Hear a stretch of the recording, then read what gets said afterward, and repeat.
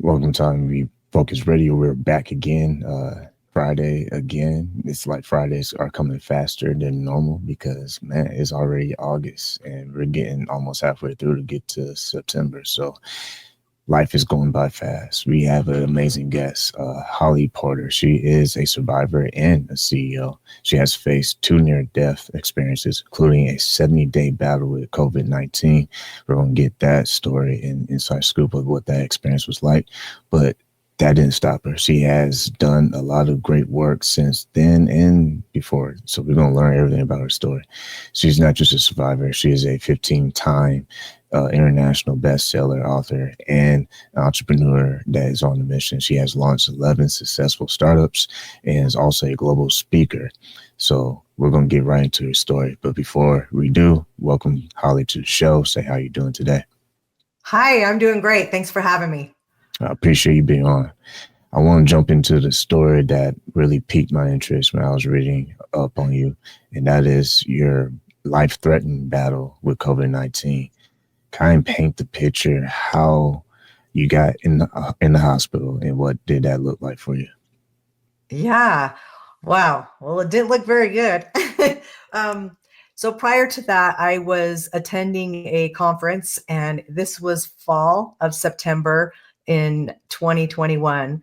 So we were in the midst of everything. I caught the Delta version while at the conference. Didn't know. I never thought I'd even get COVID. I was super healthy and didn't know I had it until I got home. So I think sometimes how many people I infected on that plane, it makes me really sad.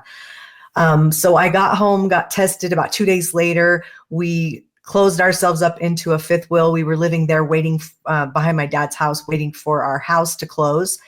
And so for a week, I got my husband sick about 2 days behind me.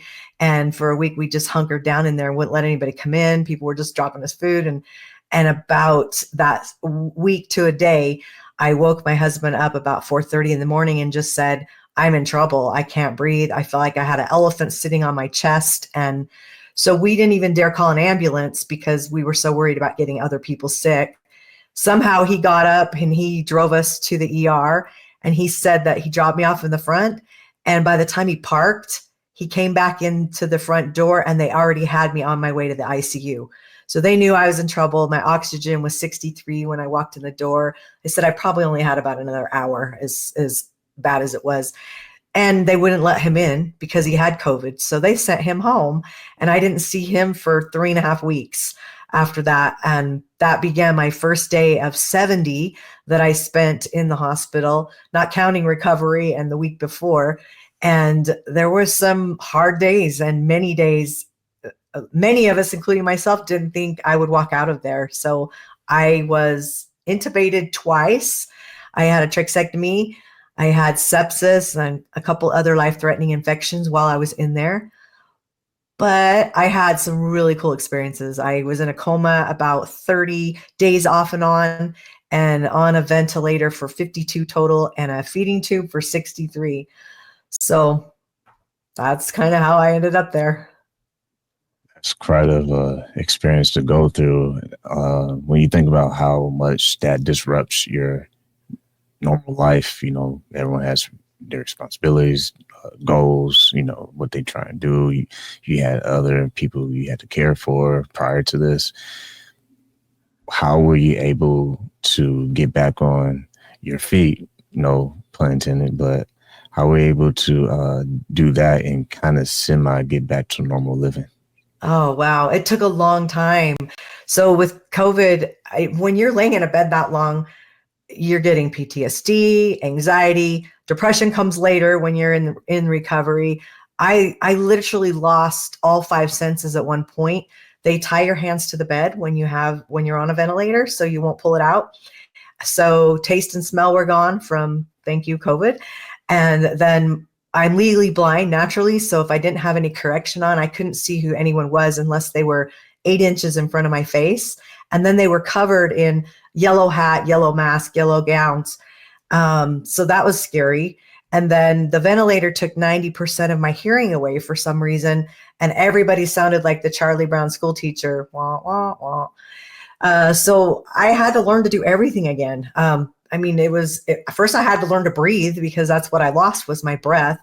And then, when you get off of the feeding tube, it's very delicate how they process you feed. You had to learn to eat, to swallow light foods, and then learn how to walk. I had to go to physical therapy while in the hospital. Hated that because I had no energy. I mean, it was a task. Everything I could do was like a win. So when I could pick up my actual phone, like I was that weak, I couldn't even hold my phone in my hand forever. And then it was the iPad. And then, I'd be left on a walker, and then I went to a cane, and I had oxygen for months and months. I would say for a year and a half, I really struggled with being able to get back to my normal life. There were lots of setbacks. Long COVID came after that, which all the diagnoses started coming in. So now it's like, yeah, you're out of the hospital, you're doing recovery. I did pulmonary. Oh, I had a therapist for everything. I had 9 doctors at one time because I had so many different things going wrong. And I'm super holistic, by the way. So I'm not doctor friendly, but there were so many different things happening to my body because of it that I had a specialist just for everything. So I walked in the hospital on no drugs, walked out on 12, slowly worked my way off of all of them. And it's been a journey. It's not been easy. There's setbacks, and we all have them. So I can't say I just, oh, yay, I got out of the hospital, I was back to normal. It wasn't that easy. And the setbacks are hard. They were the first couple of years I had like 6-week setbacks. This year I had a 10-week setback. I did work through it. I did travel through it, but I felt like crap every day. And the fatigue's real, and just those symptoms and things that come up. So when you ask that question, sorry, that was a long answer, but it's so loaded because it was a lot to get there. But I focused on wellness. I didn't focus on being sick. I knew that God saved me from my near-death experience in the hospital for a reason. And I knew I didn't want to waste a day. I don't want to waste my breath. I just want to focus on wellness. And so that's what I did. Once again, listen on Refocused Radio and watching us online, talking to our guest, Holly Porter. We heard a lot of people mention about like brain fog and fatigue. When you slowly started to gain your strength back, was there any point where you felt like this is going to be a long-term battle, like of recovery, or today, right now, are you feeling like your normal self as far as like strength goes? No, I feel like everybody, after you recover, you get your new norm, is what they call it. So there's 200 symptoms linked to long COVID, which if you think about that, it's pretty much everything. And a lot of people don't even realize they have long COVID. If you trace back some health issues that you're having back to when you had COVID, and if they started after that, more than likely it is some long COVID lingering on. My husband even has long COVID, and he didn't spend any time in the hospital. There's people that were asymptomatic that never got sick that have long COVID. Like there's just no rhyme or reason. Everybody's so different from that. So I still do suffer, especially on the setbacks. The fatigue's a big one. The brain fog, yes. And it goes, I want to say like goes in waves is the only way to explain it. And some days, what I notice for me is the directional stuff. So like I had a little bit of dyslexia from numbers, and I noticed that's a little more pronounced. Everything you seem to have maybe that would ever happen to your body seems like it just caught it on fire. And so directional things, I mean, I am a real estate broker, so luckily we have navigation and most of the time it's right. I just rely on that because trying to figure out the directions of things is really challenging. That's where I noticed my brain fog. I mean, for instance, I lived on a busy street that was on a corner house, and I had drove right past it going home a couple times. My own house. I mean, just like you just don't compute. And so that's the only way I can explain it. So yes, I think a lot of people just don't realize those symptoms are following you. And it doesn't mean we need to give them a label. I don't want to be attached to diagnoses and things like that, but it's real. It's my life. And if you figure out what it is, it's a lot easier to figure out how to fix it. You also, with all this that has gone on in your life, you also staying busy. You run businesses, you're coaching, you're speaking, doing all these great things. Tell us about what sparked the idea of the nonprofit Adventure Bucket Wish Foundation, and what is the backstory on that project? Oh, wow. So that's a 501c3. Even the mission has changed. So while I was in my near death experience in the hospital, God's my higher power, whatever that is for anyone else. But I had this told to me to start this nonprofit, and it was called Adventure Bucket Wish. But I didn't really get any more instructions than that. And I'm like, huh. So when I started getting a little better, I knew I needed to take care of it. I knew I needed to incorporate it and then get the nonprofit. About 3 months to 4 months after I got out of the hospital, I was able to do that. And I was still on oxygen. I was still pretty sick, but I knew I was told to do this. If God's going to save my life and he's going to tell me to do something, I'm going to listen. So I incorporated it and I was like, what's the mission? Well, long COVID was just starting to get out there where people were even talking about it. It was a very underserved community. Doctors didn't know how to help us. We're their statistics because they didn't have any. And it was really challenging. They would dismiss a lot of the symptoms, a lot of things that were going on. They just didn't know how, and it still is like that actually. And so I thought, wow, what a better cause than for long COVID.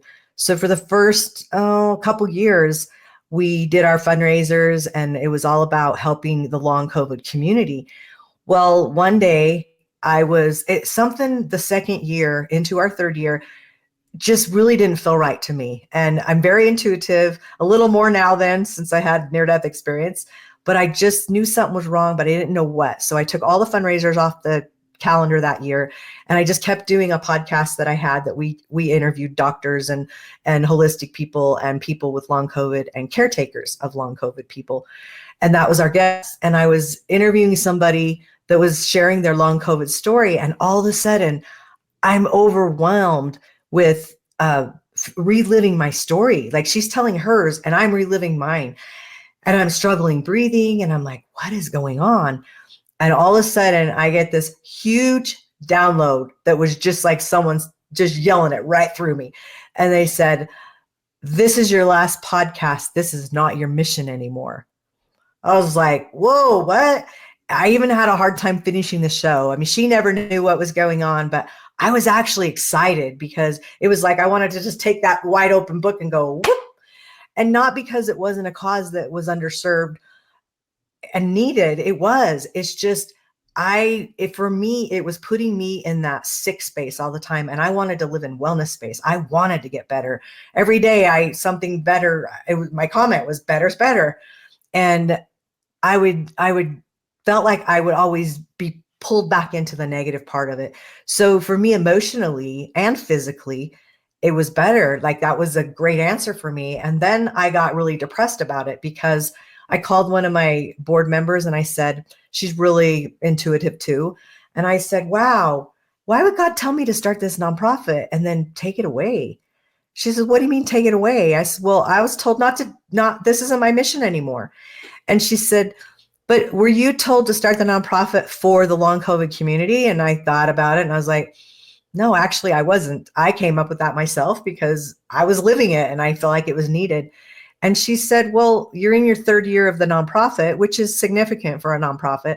She said, why don't we just change the mission? Keep the name that God told you to do and just change the mission for it. So she said, what would light you up? What would make you excited about it? So I thought about it and I said, really something with women and purpose. So it's about women leading with purpose. And that's really what I gained out of my whole setback, is what I call it, when I was in the hospital, was purpose. Before that, I had a great family. I was happy, but I didn't really have anything that just lit me up to where it was like, this is the legacy I want to leave. This is what I want to be known for. This is it. And now it feels so much better to be able to feel like, wow, what if I could help women, especially minorities and veterans and single moms, because I have a bigger heart for those people. What if I could help them find their purpose and gather them into that? And so that's what we did. So sorry for the long answer, but that's the answer. No, it's perfect. And What's very interesting is the timeline. And you said it only took 3 months for you to get things going originally. That's very impressive. But when you said your background, you said you was also in real estate prior to. Yeah, so I've had 11 startups, not counting all the little things I set my kids up in and little stuff, but we usually had three or four at a time. And so I've had like real estate, I've been in that 20 years, but I had a salon and spa for 20 years. So I had a lot of licenses in the beauty industry, but I love the service industry. I got into real estate. I would actually put my real estate office when I got my broker's license into my salon. I had a big salon. So in the center of it was an office, and it was just fun. The energy was really fun. I loved doing that stuff. I knew with hair, I did hair and skin, and I knew my passion for it wouldn't end, but my body wouldn't be able to keep up with the passion for it. So I knew always I needed to look for something that was going to be more sustainable. And I also I didn't just start in the 3 months, the nonprofit. I also was told I had an idea for a company called Retreat R&R, and I had pitched the day I found out I had COVID. I was sicker than a dog, and pitched to them. They had a billionaire backer. I wanted to partner with them, but I was told in my near death to not partner with them. That wasn't the highest and best thing to do. And by then, this was just a concept. But I went ahead. I also was told it would take longer, which it has.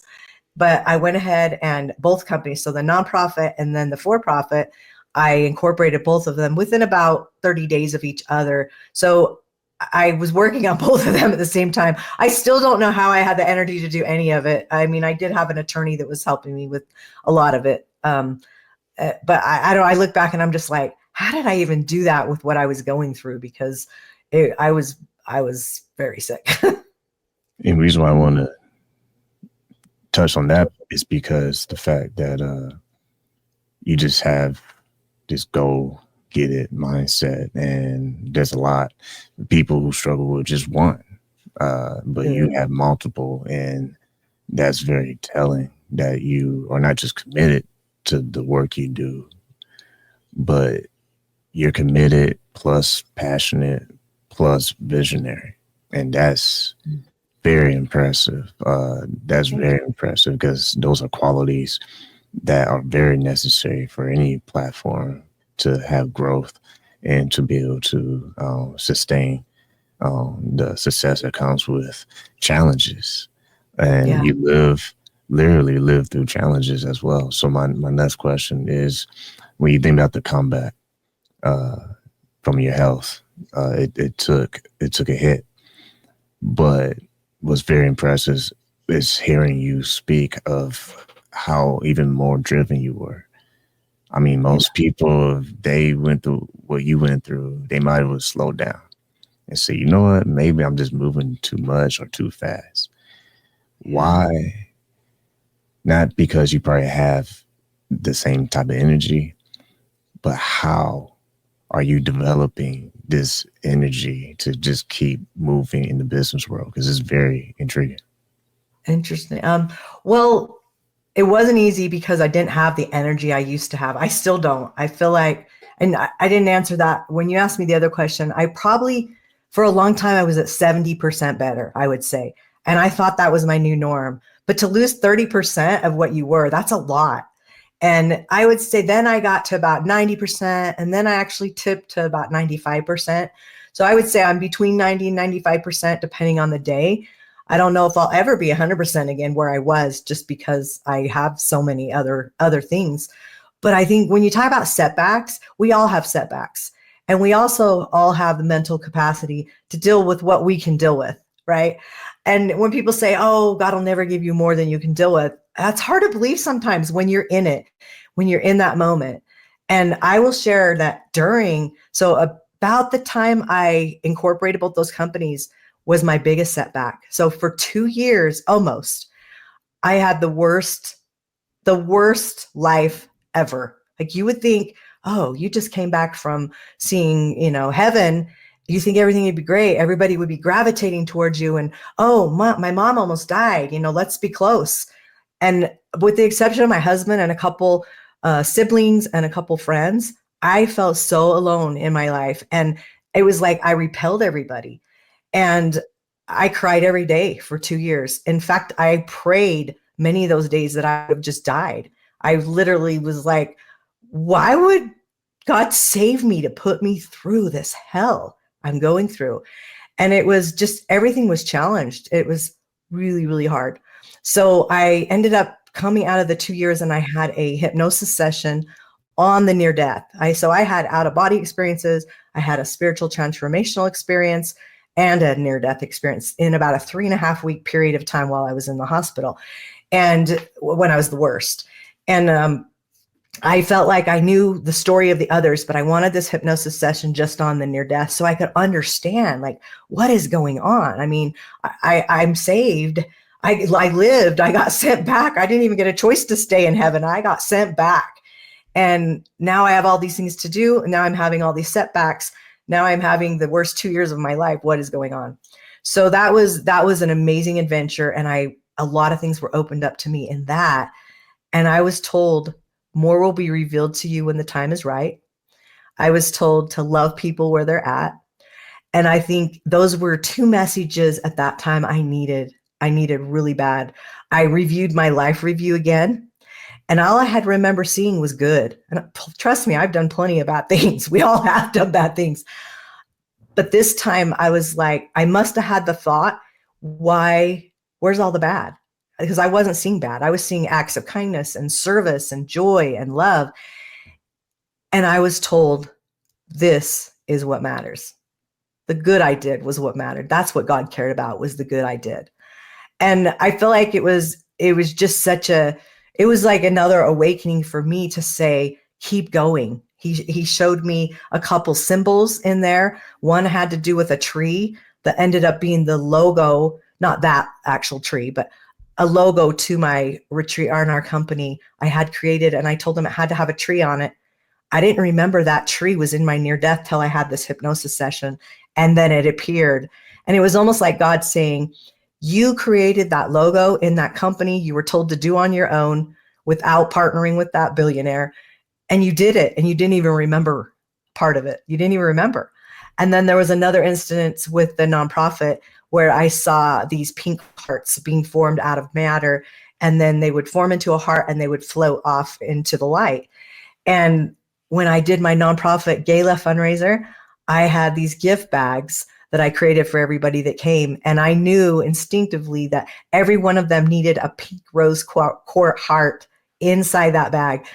Never questioned it. I just knew it did. And so I put it in there. And when I saw that, I was just like, wow. It was just like, I did that too.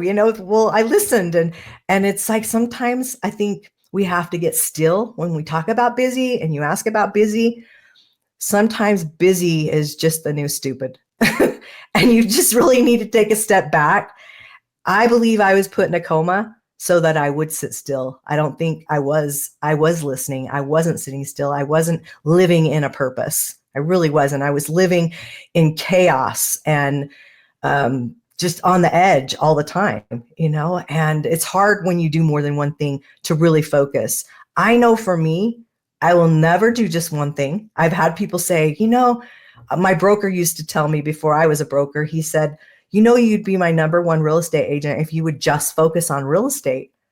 And I looked him right in the eyes and I said, you're right, I would be, but I wouldn't be happy and wake up every day happy. I just knew that about myself. And do you know later, like 10 years, maybe even 12 years later, he got dementia really bad. And I ran into him and he hardly remembered anyone at this point. And he came up to me and he said, are you still doing 100 different things? And to me, that was a huge compliment because he doesn't remember anyone. He has all this dementia, but he remembered that about me. And I thought, well, who do you want? Do you want someone to get things done that's already busy? Or do you want someone who's not busy? Because busy people are the ones getting things done. Great point. Once again, listen to Refocused Radio, watching us online, talking to our guest, Holly Porter, and getting closer to the end. You know what it takes personally to do what it is that you are aiming to do with your personal goals, professionally, and community and family. There's a ton of people in our audience who are entrepreneurs, those who are striving to be entrepreneur one day and go full time. You know what it takes to get things done. Talking about busy and busy people getting things done. You personally lived it. What would you say to someone who feels like they are in their way when it comes Oh, to this business or this entrepreneurship opportunity? Having gone through what you've been through in your life, what words of wisdom will you share with them to help them maybe break through that vicious cycle? yeah. Oh, I'm in my way most of the time. I can relate to that. I would say the biggest lesson is to find your balance. What someone tells you to do or works for them may not work for you. Everybody has different spaces of their life. And if you're raising children, you're in a different space. If you're an empty nester, you're in a different space. If you're getting divorced, if you're having life crisis, things going on, what's someone can say, oh, try this, try that, but you got to know everybody has their own intuition. So I think listening to your gut and realizing, but finding that space of balance. So when you look at all this, life every day, your physical, your mental, every being that you have within you needs to be balanced. And so find one of those charts. They're out there all over that gives you all the different categories and see where you're off. There's a little test you can take. You can probably chat GPT something and it'll come up and help you figure out, like, am I not having enough self-care? Do I not have enough playtime? Do I work, 12, 14-hour days? I've had those days too. When you're building something big, yes, you have to sacrifice a little bit more. But if that balance is off, if you're not spending time with your children or your family or your spouse or your partner, and you're not finding that balance in what you're doing, that's when I think the scales get tipped. And for me, that's when I get health setbacks. I've realized that now. Oh, next time I start getting a health setback, I'm going to realize you're off track. You're not doing something right. And so you're getting sick. So why are you getting sick? And what do you need to look at? So I think it's a self observation is what I would say.